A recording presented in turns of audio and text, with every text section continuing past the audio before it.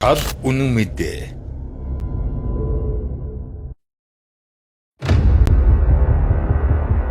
Эрдэнэт үйлдвэрийн ерөнхий захирал Бадам сүрэн ёстой бол ханад цадхаа мэддэггүй нэгэн аж. Охиныхоо сургалтын төлбөрийг Эрдэнэт үйлдвэрээр төлүүлж 300 сая төгрөгөөр Lexus 570 авч унсан гэд түүний тансаглалтай холбоотой баримт фактууд өмнө хэвлэлээр хэдэнтэй гарч байсан.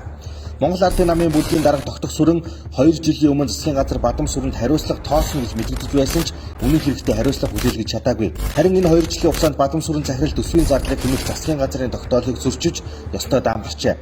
Тодруулах юм бол цар тахлын үед тэмдэглэлтэй урлагийн наадам спортын уралдаан тэмцээн зэрэг арга хэмжээнд хөрөнгө зарцуулахыг засгийн газраас хориглосон ч Бадам сүрэн дээрх тогтоолыг үл тоожээ. Хуулиас давсан эрх мэдэлтэн гэдгээ тэрбээр дахин нотолж Эрдэнэт үйлдвэрийн данснаас 5.2 сая төгрөгийг Монголын туялзуур сэлэмний холбоо төрийн бас байгууллага руу шилжүүлсэн баримтыг таарж байна. Бадам сүрэн засгийн газрын тогтоолыг зөрчиж төрийн бас байгууллага руу мөнгө шилжүүлсэн нь шалтгаантай. Учир нь түүний баг хүү Бадрах Жаргал Монголын туялзуур сэлэмний холбооны удирдах зөвлөлд гишүүнээр ажиллаж байсан. Эцэг хүний хуваар хүүгийнхээ ажлыг дэмжих хүний ёс. Гэхдээ тэр мөнгө Бадам сүрэнгийн хадааснаас бус улсаад итгэдэг уулын баяжуулах Эрдэнэт үйлдвэрийн данснаас гарсанд асуудлын гол нь байгаамаа. Хөрөнгө мөнгөтэй их мэдэлтэй хүмүүст хууль хязээ үйлчлдэг болохгүй. Хүн биш хууль засаглана гэж амлаагүй илүү Монгол Ардын намынхаа.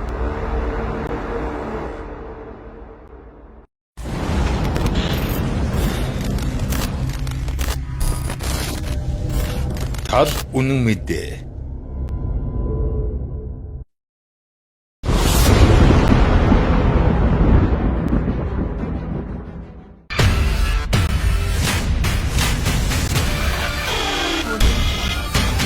Бадам сүрэн захирлаа тэтгэвртэй гар.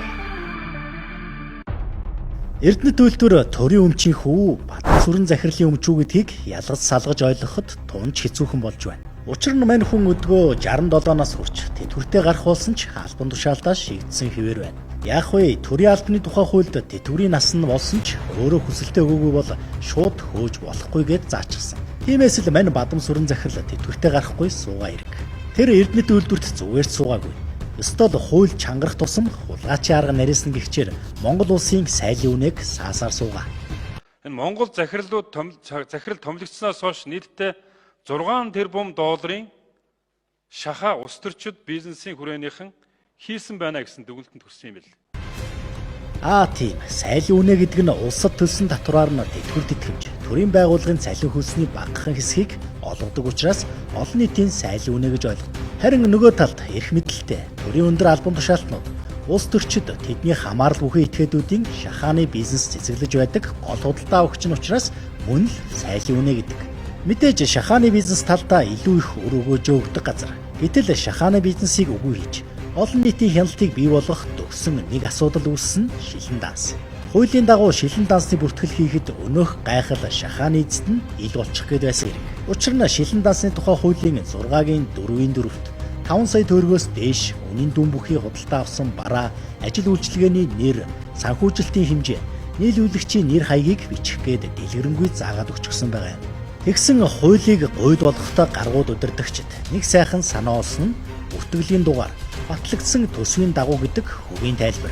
Өөрөөсөө бол их л аятайхан тайлбар олсон мэт санаж байгаа. Шилэн дансны бүртгэл хийснэггүй л хийсэн. Харин нөгөө талдаа Эрдэнэт үйлдвэрийн шахаа цэцэглэх замыг дахин нээжгэж байгаа юм. Тэгэхээр мань хүн Монгол улсын хуулийг хэрэгжүүлдэггүй нэгэн гэдэг нь харагдаж байгаа биз? Дахиад нөгөө өнцгөөс харвал засгийн газрын тогтоолыг төвөж тоодгүй. Жишээлбэл COVID-19 цар тахлын улмаас Монгол улсын засгийн газар төсвийн хэмнэлтийн талаар авах зарим арга хэмжээний тухай 43 тоот тогтоол гаргасан. Тогтоолд эдийн засаг хүндэрсэн учраас элдв хурал цуглаа. Урлаг, спортын арга хэмжээ зохион байгуулахгүй. Эдгээрт хөрөнгө мөнгө гаргахгүй байхыг үүргэсэн. Тийм байтал мань Бадам сүрэн захирал Эрдэнэт үйлдвэрийн хөрөнгийг цацсаар байжээ. Тухайлбал 2021 оны 5 дугаар сарын 3-нд спорт заалны засварт зориулж Бадрах мандал шим компанид 300 сая төгрөг өгсөн байгаа.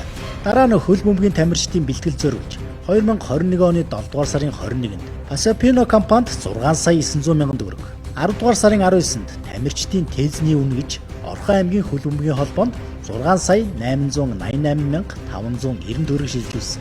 11-р сарын 1-нд Орхон аймгийн Жудообхийн холбоонд 14 сая 490 мянган төгрөгийг спорт цогцлбарын тамирчдад олгосон байна. Мөн сарынхаа 8-нд Монголын волейболын холбоонд 10 сая төгрөг өгсөн бол 18-нд нь Монголын туялзуур сэлэмний холбоонд 5 сая 200 мянган төгрөг өгсөн байгаа юм. Энгийнээр харахад бадам сүрэн захирал спортод элхтэй мэт харагдаж байгаа ч цаад утгаараа санхүүжүүлэх зайлшгүй шалтгаан байгаад байгаа. Жишээлбэл Монголын туял зурс сэлмний холбооны цаана түүний хүү Бадрах Жаргал нь энэ холбооны удирдах зүйлд гишүүнээр ажиллаж байсан. Тэгэхээр аав нь хүүгийнхээ замыг засч ирээдүйд нь ихээхэн тусдын болсон энэ бололтой. Бадам сүрэн захирлын дээрх үйлдэлүүдээс харахад л Монгол улсын хууль тогтоол гээчийг уландаа гიშгэж төрийн өмчийг хувийн мэт ашиглаж байгаа нь илэрхий. Үүнийгээ бусдаас нууцлахын тулд шилэн дансандаа бүртгэлийн дугаар батлагдсан төсвийн дагуу гэдэг хачин тайлбар хийх жишг тогтоочихжээ.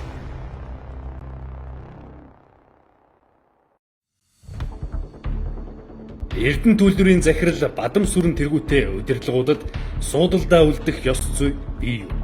Нээр дооргүй сандал судлаа булаалтаж буй энэ үед улс төрийн халуун сэдв байсаар ирсэн Эрдэнэ төлөвлөр төрийн өмч төлөвлөрийн газрын удирдлагуудыг солих тухай асуудал хөшигний ард яригдаж эхэлсэн гэх мэдээлэл байна. Ил мэдээлэлтэй холбоотойгоор Эрдэнэ төлөвлөр төрийн өмч төлөвлөрийн газрын ерөнхий захирал бадам сүрэн нар ажилтайгаа үлдэх гэж нэлээд сандарч буй бололтой. Хамгийн эрдүүцэл төрүүлж буй мэдээлэл нь түүний оронд төсвийн мөнгөөр яаж тансаглалтыг үлгэрсэн тус үйлдвэрийн санхүү эдийн засаг хариуцсан орлогч үүрийн туяа томилогдохоор орилж байна гэх. Үүнийг хамгийн сүүлийн үеийн үнэтэй шинэ автомашин, орон сууц, хангамж авч дассан хүмүүсийн үйлдэл гэж харахаас аргагүй байгаа юм. Эрдэнтийн удирдлагуудын асуудал дахин яригдаж эхэлсэн нь гинтийн зүйлч биш юм. Улс төр эдийн засгийн хүрээнийхэн төдийгүй иргэд Эрдэнэ төлөвлөр төрийн өмчит үйлдвэрийн газрын захирал бадам сүрэн тэргүүтээ тус үйлдвэрийн удирдлагууд эдийн засгийн хүндрэлтэй онц нөхцөл байдалтай байхад шаардлагатай биш зүйлд их хэмжээний зардал гаргасныг зөв бус гэж үзэж байгаагаа илэрхийлсээр байгаа. Эрдэнэ төлөвлөрийн ерөнхий захирал бадам сүрэн Торонтогийн их сургуульд суралцдаг охиныхоо сургалтын төлбөр болох 102 сая төгрөгийг тус үйлдвэрээс гаргуулan төлсөн гэх мэдээлэл өнгөрсөн 10 дугаар сард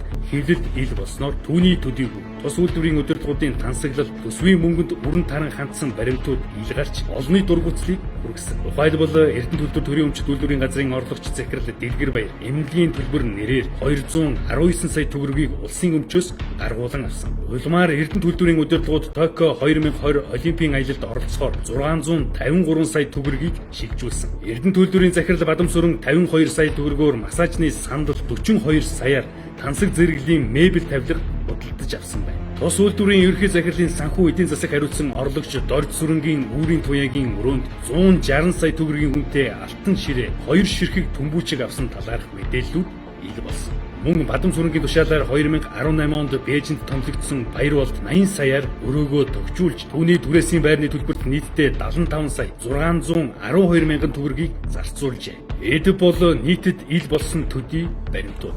Уншигч та бодоод үзтээ. Эрдэнэ төлөвлөр 160 сая төгрөгөөр алтан ширээсэлт худалдаж авах, өөрсдийгөө өчнөө саяар тансаглуулахын оронд хэдэн уурхаачныг ор хорон унах унаатай болгож болох байсан бэ. Хэрвээ бадам сүрэн үүрийн туяа тэргүүтээ Эрдэнэ төлөвлөрийн удирдлагууд уурхаачтай боддог, тэдний амьдрал ахуйд санаа тавьдаг байсан бол олон хүний амьдралыг өөрчлөх боломжтой байв. Эндээс тус үйлдвэрийн удирдлагууд улсын мөнгийг яаж үрэн таран хийдгийг таамаглаж болохоор элдв тендер улс төрчдийн шахаа зэрэг бол утгаа алдсан.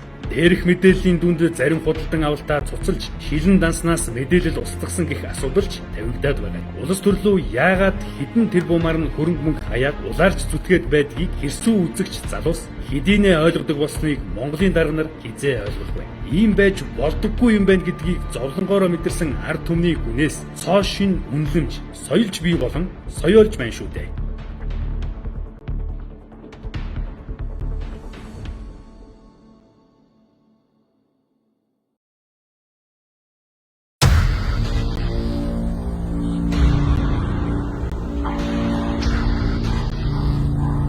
За бид энэ хүн нэвтрүүлгийг бэлтгэх явцдаа Эрдэнэ төлөвлөрийн ерөнхий захирал бадам сүрэн танаас асуух 3 асуулт гарч ирснийг дуулгаж уламжлая. Цэсэрдний хувь компани өнөөдрийн хүртэлх хугацаанд үйлдвэрээ барьж байгуулж ашиглалтанд оруулж чадаагүй асуудалд тус компанийг буруугүй гэдгийг анхан шатны болон давзаалтах шатны шүүхүүд батлаж Эрдэнэ төлөвлөрийг гэрээгээр хүлээсэн үүргээ биелүүлээ гэдгийг албажуудан өгсөөр байтал өнөөдрийн хүртэл танакад байгуулдаг гэрээгнийхээ үүргийг биелүүлэх байгаа асуудалтай тайлбар өгнө. Танд болон Эрдэнэ төлөвлөрт ашиг сонирхлын альва асуудал байхгүй гэдгээ нотлож Цэсэрдний хувь компаниг төлөөлж байгаа 24500 иргэн хариулт өгөхийг хүсэж байна. Нэг 3 асуултанд хариулт авах өөрөөсөө. За би яард юм да. Энэ Цэсэрдний хувь компанитай холбоотой энэ гэрээ хүчингүй болсон байна. Тэр мэдэхгүй байна. Энийг танаас өөр хариулт өгөх юм байхгүй байгаа юм. Тэр гэрээ мэрээ байгаагүй шүү дээ. Эрдэнэ төлөвлөрийн захирал бадам сүрэн танаас би Зэсэрдний хувь компани 24,000 гаруй хувьцаа эзэмшигч иргэний өмнөөс төлөөлж дээрх асуултуудыг асуусан юм. Харамсалтай нь та эдгээр асуултуудын алинд нь ч сэтгэл гаргаж баримтад түшгэлж хариулж чадсангүй. Мэдхгүй, тийм зүйл байхгүй, гэрээ байхгүй, баримт байхгүй гэсэн үгийг та санаатаа мартаж хэлсэн үү? Эсвэл санамсаргүй бодолсон уу гэдгийг би мэдэхгүй байгаа. Баримт бий гэдгийг баталгаатай танд хэлж чадна. 2013 онд танай Эрдэнэт үйлдвэр компани Зэсэрдний хувь компанитай хамтран ажиллах гэрээ байгуулсан эхний баримт энэ байна. 2015 онд байгуулж байсан хоёр дахь гэрээ энэ байна.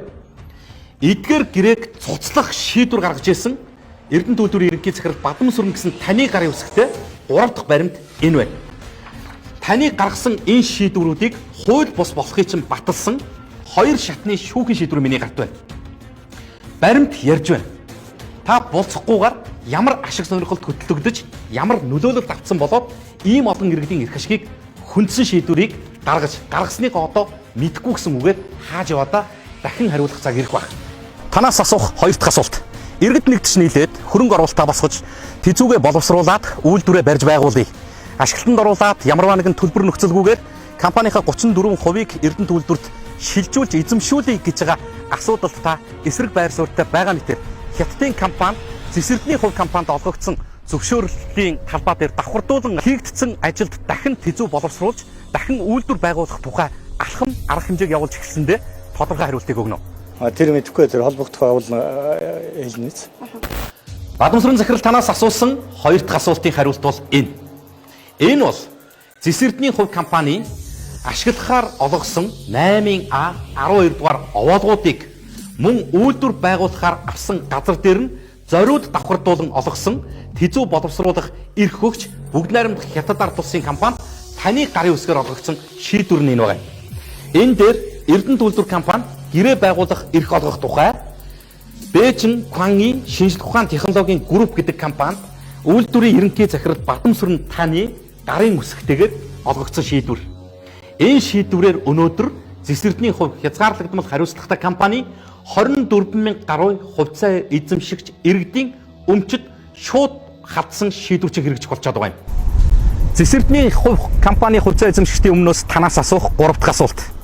Та Орхон аймгийн иргэдийн төлөөлөгчдийн хурал болон засаг даргын тамгын газарт Зэсэрдний хувь компанид газрын зөвшөөрлийг нь битгий олгоо гэдэг хүсэлтийг албажуулан өгч байсан баримт миний гарт байна.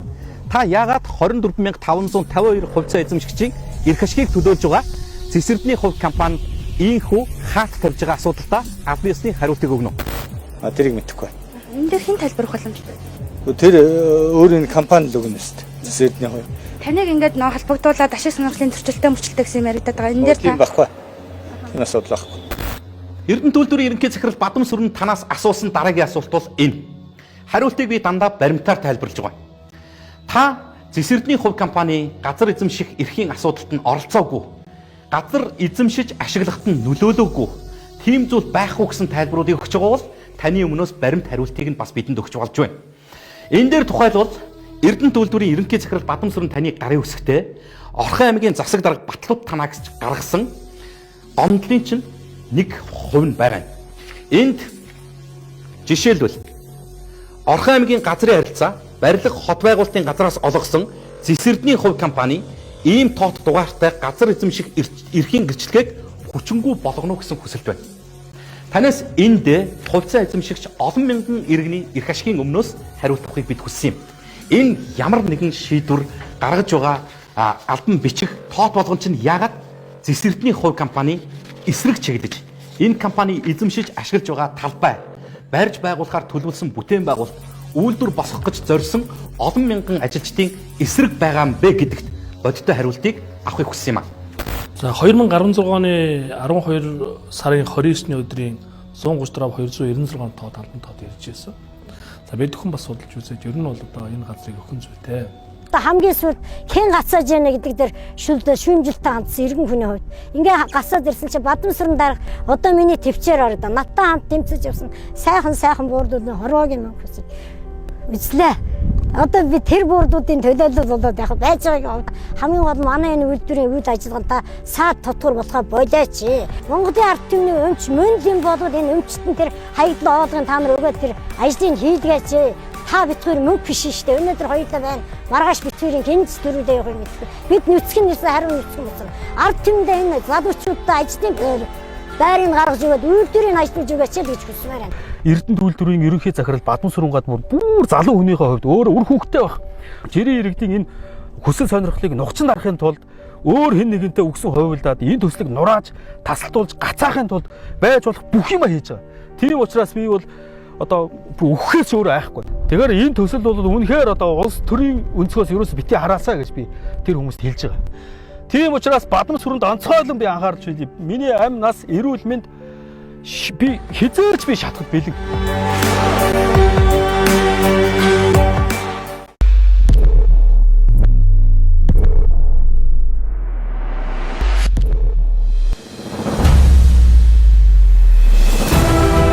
Өчиг өшөөг нь хэрхэх байсан болоо. Өгөөч өшөөг барилга ийм байдалтай. Бүтэн 11 хоног охиноо хайрч эцэс болсон юм.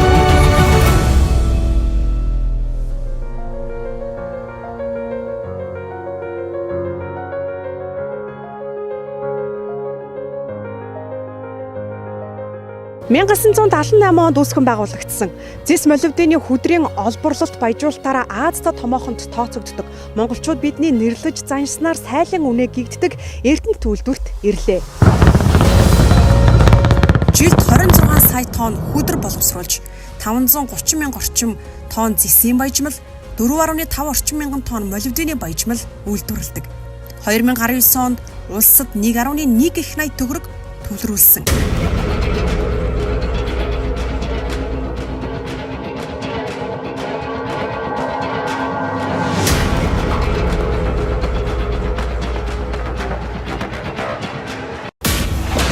Энэ хүнийг Бадам Сүрэн гэдэг 2016 оны 12 дугаар сараас өнөөдрийг хүртэл Эрдэнэ төлөвлөрийн ерөнхий захирлаар ажиллаж байна. Төрийн өмчийн бодлого зохицуулалтын газрынхны бидэнд мэдээлснээр Бадам Сүрэн захирал сайн ажиллаж байгаа, хэмнэлт хийж чадсан, улсад их хэмжээний мөнгө төвлөрүүлсэн гэх. Гэхдээ бид энэ нэвтрүүлгээрээ Бадам Сүрэн захирал Эрдэнэ төлөвлөрийн мөнгийг хайр гамгүй үрж цацаж байгааг баримтуудаар дэлгэх болно. Мөнгө нь ямар ёолох биш.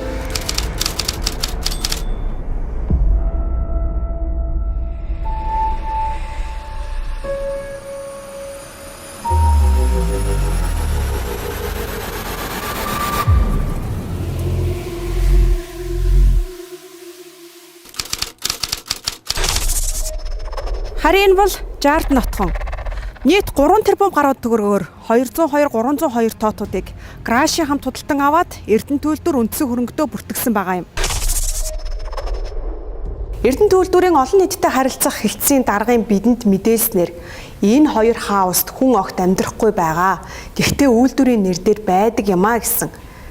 Гэтэл 2018-аас 19 онд энэ хоёр хаусны сөөх дулаан улсны төлбөрт Эрдэнэ төлөвлөрөөс нийтдээ 11.9 сая төгрөгийг зарцуулсан байгаа юм. Энэ бол сангийн яамны шалгалтаар илэрсэн тоо баримт. Өөрөөр хэлбэл сөөхийн мөнгийг нь хүртэл Эрдэнэ төлөвлөр дааж байна. Миний гарт сангийн яамнаас Эрдэнэ төлөвлөрт хийсэн шалгалтын зөвлөмж дүгнэлт байна. Энэхүү дүгнэлтийн сүүлийн өгүүлбэрийг нь уншвал эдгээр орон сууцуудыг төлөөлөн удирдах зөвлөлийн шийдвэргүй бараа материал ажил үйлчилгээ авах тендер зарлаагүй авсан мөн гэрээ хилцэлгүй ямар байгууллагаас авсан нь тодорхойгүй гэжээ. Улсын хэмжээнд ганцхан бах хөгжлийн бэрхшээлтэй хүүхдүүдийн 10 дугаар цэцэрлэгийг барих гэхэд мөнгө нь хүрэхгүй гэд төсвийг нь дамнуулж байв. Энэ цэцэрлэгийн барилга одоо хүртэл ашиглалтанд ороогүй байгаа. Эрдэнэ төлөвлөрийн нэр дээр байгаа энэхүү 3 тэрбум төгрөгийн хаусны мөнгөөр энэ цэцэрлэгийг 7 жилийн өмнө барьчих байв. Энэ бол 2019 онд үйлдвэрлэгдсэн Lexus 570 маркийн машин.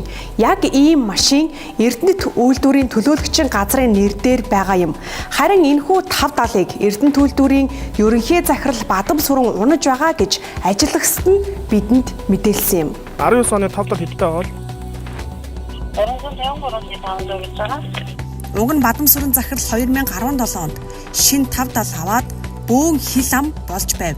Торгуулийн сайтаас шүүж үзвэл энэхүү 570 Эрдэнэт рүү ахин дахин явдаг гэмээр хит торгуулжээ.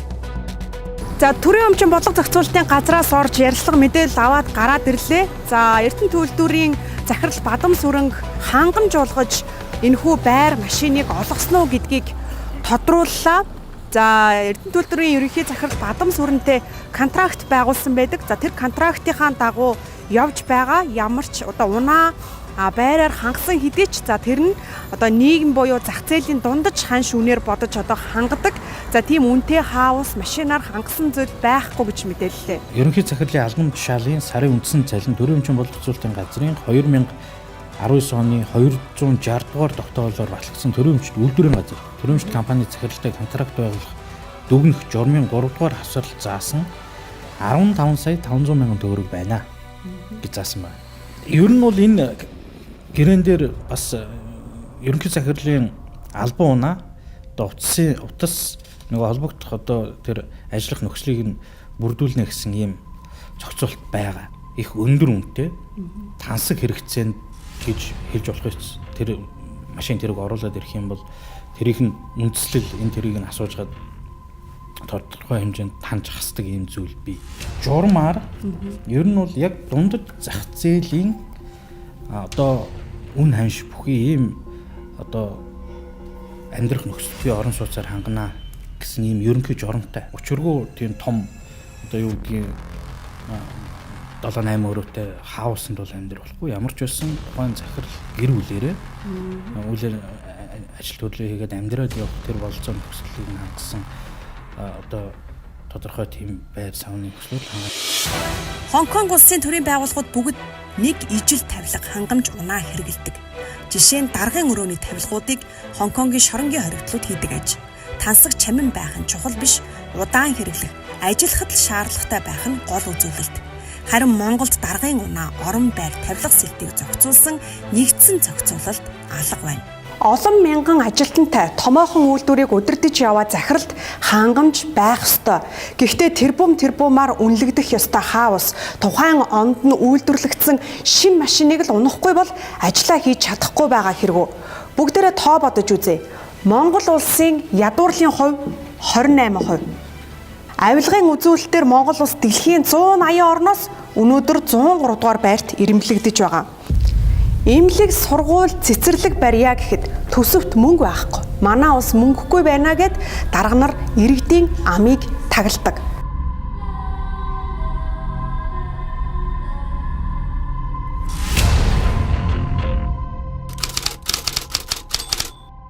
Миний гарт Эрдэнэт үйлдвэрийн онц байдал тогтоосноос хойш буюу 2019 оны 3 дугаар сараас 2019 оны 12 дугаар сар хүртэлх гүйлгээнүүд байгаа юм. Энэ гүйлгээнүүдийн жигсаалтыг шилэн данс буюу энэ цахим хуудаснаас авч болно. Шилэн данснаас авсан санхүүгийн гүйлгээний эдгээр баримтуудыг харвал Сод Монгол гэсэн жигсаалтууд анхаарал татна. Сод Монголд нийтдээ 3 дугаар сараас 12 дугаар сар хүртэлх хугацаанд 85.9 тэрбумын шатхууныг Сод Монголоос худалдан авчээ. Жилдээ 700 гаруй тэрбум төгрөгийн худалдан авалт хийдэг Эрдэнэт үйлдвэр нэг компаниас шатхуун аваад байж болох шүү дээ гэж хүмүүс тайлбарлаж магадгүй юм. Гэхдээ үүнд хоёр ноо байна. За нэгдүгээр ч юу гэвэл энэ хүнийг өөрийн туяа гэдэг. За энэ хүн бол Бадам сүрэн захирлын санхүү эдийн засаг хариуцсан орлогч нь. Түүнийг Бадам сүрэн захирал 2019 онд ажилд авсан. За харин өөрийн туяа захирлын намтрыг харах юм бол Эрдэнэт үйлдвэрт ажилд орохоосоо өмнө буюу 2014-өөс 2016 онд Сод Монгол компанид орхон салбарын дарга группийн худалдаа эрхэлсэн дэд захирал байжээ. Сонин давхцал. Сод Монголын худалдаа эрхэлсэн захирал байсан хүн Эрдэнэт үйлдвэрт ажилд орсон. Харин ажилд орсныхаа дараа Эрдэнэт үйлдвэр Сод Монголоос 85.9 тэрбум төгрөгийн худалдан авалт хийсэн байгаа юм.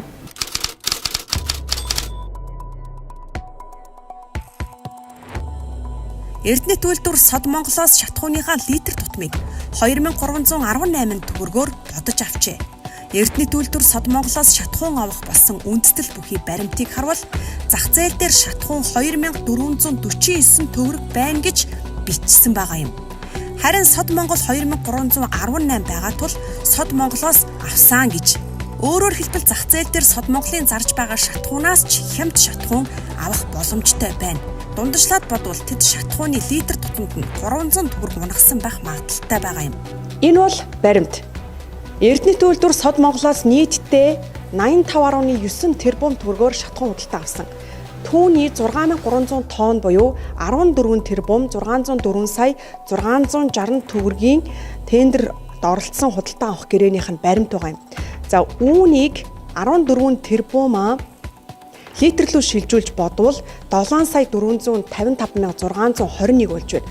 Өөрөөр хэлбэл Сод Монгол компани тендерт анх оролцохдоо 2,318 төгрөгөөр биш 1,958 төгрөгөөр тендерт шатхуунаа нийлүүлнэ гэж тендерт оролцож, харин яг шатхуунаа нийлүүлэх үедээ шатхууныхаа 1 литр тутмыг 2,318 төгрөгөөр ботсон байгаа юм.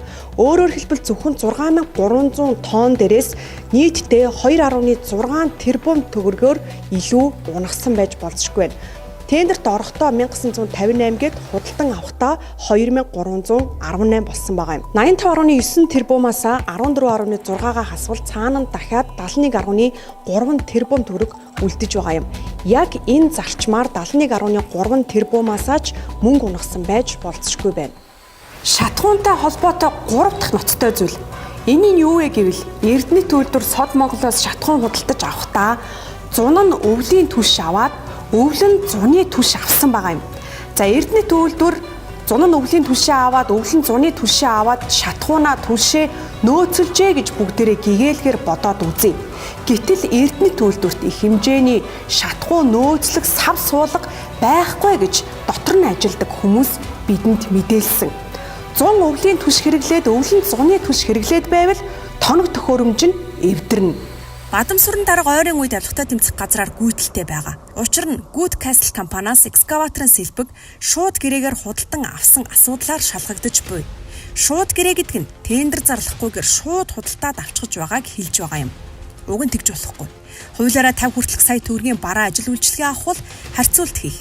Түүнээс дээш мөнгөөр бараа ажил үйлчилгээ авах бол заавал тендер зарлах хуультай. Нэг хэсэг бөөн шууганд игдсэн. Эрдэнэ төлөвлөр хятадын нэгэн компанид 100 тэрбумын тендерээ өгчлөө гэд. Эрдэнэ төлөвлөрийнхэн ч тэр дороо сандралтаж хэвлэлийнхнийг аваач мөнгө төлж мэдэгдэл хийгээд бид тендерээ цуцалчихлаа гэж тайлбарласан. Тэд залтай нэг хятад компани тухай л яриад өнгөрсөн. Цаана нь харин нийжгээд хятад компани буюу нийтдээ 61 хятад компанид 143 тэрбум төгрөгийн гэрээ байгуулжээ. Бас л нөгөө талаас нь харъя. Хятадын бараануудын үн хямд, түргэн шуурхаа гэх мэт давуу тал олон. Бүр нөгөөтэйгөр худалдан авах гэж байгаа зүйлс нь Монголд байхгүй байж болно. Гэхдээ нэг зүйлийг мартаж болохгүй. Төрийн компаниуд бараа ажил үйлчилгээ авахдаа дотоодын компани үйлдвэрлэлээ дэмжих журамтай. Монгол компаниудаа боломж олгож болоогүй гэж юу? Зарим их сурвалжуудын мэдээлснээр дээр хятад компаниудын маш цөөхнөн л туршлагатай, олон жил ажиллаж байгаа чанартай бараа таваар нийлүүлдэг. Харин ихэнх нь урьдчилгаагаа авч байж л бараагаа авч Эрдэнэтэд өгдөг. Хятадууд хов зөөрөхгүй тул мөнгө нугалсан ч боломжийн гэж мэдээлж байв. Та санаж байвал Эрдэнэ төлөвлөрийн захирал Бадамсүрэнгийн санхүү эдийн засаг хариуцсан орлогч нь Үүрийн Туяа гэж энэ эмэгтэй бий. Үүрийн Туяагийн нөхөр нь Тамир гэж хүн бий. Яагаад гэр бүлийн хүмүүсийн нэрийг хэлчих вэ гэж бүү гайхаарай. Тамир нь Эрдэнэ төлөвлөрт ажиллаад удаж байгаа ч Үүрийн Туяагаас сарын дараа буюу 2019 оны 4-р сарын 26-нд Эрдэнэ төлөвлөрийн инженерийн зураг төсвийн төвийн даргаар томилогдсон юм. Нөхөр Тамир нь төсөв төртгийг нь гаргаад эхнэр Үүрийн Туяа нь гэрээг нь зурдгаа гэсэн үг. Энэ нь Монгол улсад өнөөдөр хүчин төгөлдөр үйлчилж байгаа нийтийн болон хувийн ашиг сонирхлыг зохицуулах, ашиг сонирхлын зөрчлөөс урьдчилан сэргийлэх тухай хуулийг зөрчиж байгаа юм. Бид энэ тавхаа тодруулахаар Эрдэнэ төлөвлөрийг зорж Үүрийн Туяа болон Тамир нарт тайлбар хэлэх, уулзах боломж олгосон ч тэд тайлбар өгөхөөс татгалцсан юм. За бид яг одоо Эрдэнэ төлөвлөрийн инженерийн зураг төслийн хилцээр ирсэн байна. За энэ хилцээний дарга нь Тамир гэж хүн байдаг. 14 цаг үед утсаар холбогдсон. Тайлбар өгөхгүй гэж шууд уцаад тасалсан. Эхнэр өөрийн туяаруу залгасан утас нь холбогдоогүй.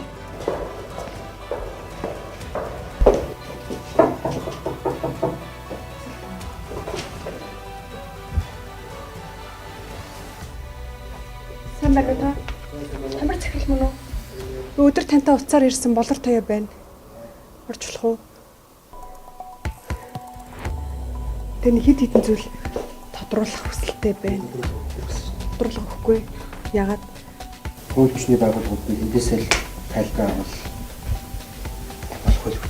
Тэгэхээр нийтийн болон хувийн ашиг сонирхлыг зохицуулах, ашиг сонирхлын зөрчлөөс урьдчилан сэргийлэх тухай хууль гэдгийг та санаачилж батлуулж ирсэн. Тэгээ санаачлагчийн хувьд би танаас асуух гээд байгаа. Энэ хуулийн гол концепц нь юу, яг юуг зохицуулахыг хүсэж энэ хуулийг гаргах санаачилсан бэ? Сайн найзтай тусалдаг, багштай тусалдаг, нутгийн хүндээ тусалдаг гэдэг нэг ийм зүйл зүгээр энгийн соёл шиг боталцсон ийм нийгэм зүйл маягийн социалист бүх улс орнд байсан. Энийг яаж шийдэх вэ гэхэд тэр улс орнуудын нэг сайн тэргуун туршлага нь ерөөсөө нийтийн бол хувийн сонирхлыг заагалсан, сонирхлын зөрчилөөс урьдчилан сэргийлсэн тусдаа хууль гаргах хэрэгтэй байна. Нэг байгууллагт өдөртөх албан тушаалд эхнэр нөхөр хоёр байж болох уу болохгүй юу, энэ хуулийн зохицуулалт. Төрийн байгууллага дотор эхнэр нөхөр хоёр нэг байгууллага дотор өдөртөх албан тушаал тэр дундаа гол шийдвэр гаргах төвшөнд байж болохгүй. Нөхөр Тамир 2019 оны 10 дугаар сард 10 тэрбум төгрөгийн барилгын худалдан авалт хийх төсөв төртгийг хийсэн байгаа юм. Харин эхнэр өөрийн туяа нь үзэглэнэ. Өөрөөр хэлбэл нөхөр нь зураг төсөв гаргаад эхнэр нь мөнгийг нь зурдаг албан тушаалд эхнэр нөхөр хоёр байгаад байна. Ингээд хоорондоо үгсэн тохиролцоод улсын мөнгө зурчуулах магадлал өндөр болно гэсэн үг. Ийм л болохоор ашиг сонирхлыг зохицуулах хууль гэж байгаа юм шүү дээ. Бид 2020 оны 1-р сарын 16-нд Эрдэнэ төлөвлөрөг зорьсон ба олон нийтэд харилцагчдын дараа гантулга эмэгтэйтэй уулзсан. Тэрээр ярилцлага тайлбар өгүүлье гэж асуулт авсан хэдий ч маргааш нь захирал өвчтэй. Ер нь тайлбар өгөх шаардлагагүй гэж хэллээ. Гэхдээ ингэж хэлэх хүртлээ гэрээ байгуулъя. Нэрээр мөнгө амлаж, хувийн харилцаагаар дамжуулан хүмүүсээр утсаар ярилж байв. Эрдэнэ төлөвлөр одоо хүртэл бидэнд энэ асуудлаар тайлбар өгөөгүй байна. Энэ бол өнөөдрийн Монгол, энэ бол өнөөдрийн Эрдэнэ төлөвлөр. Онц байдал тогтоосон оюун эрдэнэ дарга алга тачлалт чинь эрттэйд байна. Ахаад ч хийх ажил байна. Оюун эрдэнэ дарга Эрдэнэ төлөвлөр тендер зарлахгүйгээр олон тэрбум төгрөгийн шууд худалдан авалтууд хийж дарга нар нь 3 тэрбум гаруй төгрөгөөр үнэлэгдэх хаавас худалдан авч 353 саяын 2019 оны машин хүлэглэж байна. Монголын хөгжлийн хор тавдар бол авилгач, эрх мэдлээ уруулан ашиглагч, ажиллаа хийж чадахгүй байгаа төр. Бид тэднийг нэг нэгээр нь илчлэх болно.